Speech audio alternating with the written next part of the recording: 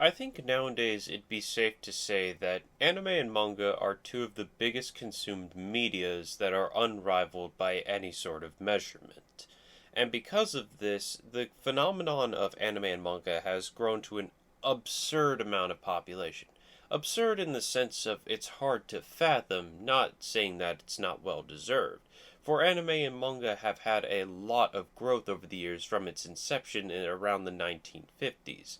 And for most people who watch and read manga and anime, they can very well pinpoint in their life when they first got involved in this sort of media. The first anime they ever finished, the first manga they ever read, the first character they ever bonded with or absolutely admired, the first villain they ever agreed with, or very well even the time-tested question of what is the greatest anime no matter the audience. And whether you like slice-of-life animes that are about the day-to-day lives of very normal characters, or action-packed shonens like Dragon Ball, Naruto, One Piece, Bleach, JoJo's, the list goes on and on, JJK, I will throw that in there, or you're into things like fantasy, like Free Ninja Journey's End, there is truly something for everyone, no matter where you start in anime. And whether you like it simplistic or complex, you'll find a brand of anime for everyone. And that the zeitgeist truly has changed from the late 90s to early 2000s, where we labeled people who watched anime as outcasts and loners and degenerates who probably rifled through their sister's underwear drawer from time to time for some sort of degenerate high. But as more and more anime comes out nowadays, I can't help but find myself turning away from it more often. I can't help but feel that I'm losing interest in something that I was truly invested in when I first started watching. And I always ask myself why I've always felt this way, and I think it all reverts back to one question of, is anime and manga getting worse? And I don't mean that because of the general populations that enjoy it or the fan bases that cultivate around it, but rather because of the mass production of anime we see nowadays, the constant bringing forth of animes that are meant to fill a mold or follow in the footsteps of giants instead of carve their own path through storytelling, intricate character design, or even through cinematic beauty. But nowadays it feels like for every 1 to 2 animes that we get that are critically acclaimed, loved by audiences and critics alike for the storytelling, characters, powers they have, and the development they go through it all, it seems that we have to sift through hundreds of thousands of bad animes that just feel like generic copies of each other's, carbon copies of stories we've already been told hundreds of times before, with no discernible changes. And at the end of the day, the only real change that they give to one story to the other is the title they have. And the biggest culprit of all this is the fantasy genre. Fantasy can be a really good genre because of the limitless nature that comes with it. When a good creator gets into fantasy, they can do anything they want with the characters that they have in any sort of world they want to construct around them. And that's because there is no limitations of possibility because these stories follow their own reality instead of being based in the reality we live in. So then why is it that the fantasy genre has a lot of copycats to it? Look at the reincarnation series, the time I got reincarnated as a slime, a sword, a tree, a pair of boots, the time I got reincarnated as my sister's underwear so she can one-shot enemies in battle. And I say that as a joke, but it could very well be real. And with that, it's just so hard to differentiate them from each other because they follow all the same tropes. And usually fantasy falls into 1 to 3 tropes with no differentiation. Either A, the hero's a nobody that gets no respect, and either through sheer inheritance or sheer dumb luck, they find a magical weapon, spell, MacGuffin, you get the point, and suddenly have to take on the forces of evil and gain everybody's respect. Or B, the main character's a nobody that's treated like dirt and has latent powers within them, in which case everybody sees him as a monster and tries to either kill them or banish them in some way, shape, or form, and they have to learn to control these powers to, once again, fight the forces of evil. And C, which I really hate this trope because it shows up a lot in level up animes, is that the hero gets betrayed by the people they loved, or that the fact that they just are OP off the bat because they grinded levels. And there are a bunch of animes like this, like I grinded slimes for 3,000 years to max out my level.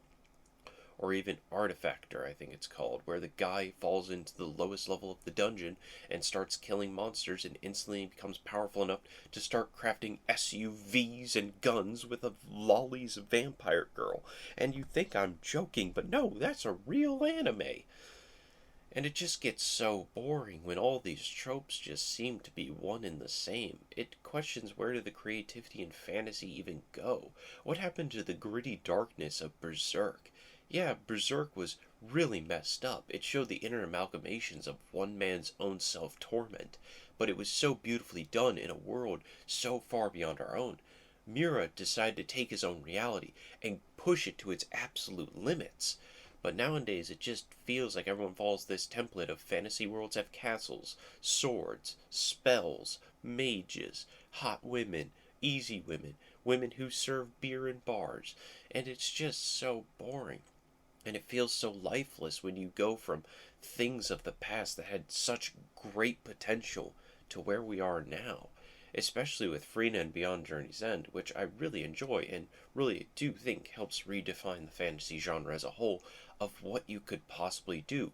It actually showed mages and sorcerers as a really cool concept in fantasy for once, instead of just being generic healers or absolutely useless in a fight. And I love that about fantasy, but it's never ever explored, especially nowadays. It feels like nowadays they just choose safety and replication over creativity and risk, which I hate. And it's not just in fantasy, it's in every genre. It's just a really good example of where it pops up the most. In the end, these molds are the things that hold the production studios of anime back the most, and it's because of this I feel they have this walking in the footsteps of giants mentality when it comes to starting new ideas or taking risks on anime or manga. That for some reason that they're always staring in the backs of and trying to fill the shoes in of great mangakas that came before them. People like Toriyama, Oda, Nishimoto, Kyubo, Arakawa, who created Full Metal Alchemist, Araki, who created JoJo's Bizarre Adventure, Takeuchi, who created Sailor Moon. The list goes on and on of great men and women who have set so many good examples of how great creativity can be in the manga and anime space while creating pillars of the communities and creating vast cult classic animes and mangas around them. And that in the end of all this, they're not supposed to be giants that we're staring at the backs of trying to fill their shoes, but rather they're the men and women standing behind us trying to inspire us to take risks on our creativity and ideas, and that if we have a good idea, we should run with it. Nishimoto, who created Naruto, constantly talks about how Toriyama was his inspiration for creating manga in the first place, and that if it wasn't for his inspiration, he probably never would have created Naruto in the first place, or even gotten into manga. It's because of things like this that you're supposed to look at these men and women as teachers of inspiration that pass a torch on to you so that it can ignite your own fire of creativity, so that you can create your own characters, worlds, ideas of powers and beings that bring in audiences and captivate them with your own creativity. They're not giants that we're supposed to be scared of or live up to. And then in the end of all of it, you're never supposed to compete your manga or creation against theirs, but rather pay homage to it. I always live my life by a simple tenet of paying your respects. You're never supposed to look at these greats and try to rival them, but live up to the expectations that they set before you, and hopefully live up to the potential that they try to spark in all of you. But with that, I've seen a lot of the talent that comes from the indie manga scene on Instagram and TikTok, and if I'm being honest, I'm blown away. These are people who do this strictly for fun, just making random drawings, random scribblings, talking about how they're inspired by this person or that, and create great images, great art, with no actual storyboard or guideline to follow. It's their own creation, because they were inspired to do so. And it's because of these indie artists that if they get big enough, maybe they could be a saving grace, not one person, but hundreds of thousands of people who get into trying to create manga and anime as a whole. If they break out and create great things with the things they've already done, they can live up to the expectations that so many have left before us. The godfather of anime and manga himself, Toriyama, would be very proud of the people and the culture around anime and manga. Because, in all honesty, it is great. It's great that we've torn down these walls of labeling people as outsiders, outcasts, and losers, to it being everything from kids to adults that can enjoy. And it's great to see it. But it's also sad to see it in the state that it's in now, where everything's mass produced and lifeless. I'm hoping that we break out of this shell and out of this rhythm of mass producing bland carbon copies of each other, and that we can just constantly get banger after banger of animes that keep coming out from creative madmen and women of the world. And I do have faith in it because I have faith in the communities and the people who are inspired to create great mangas and anime.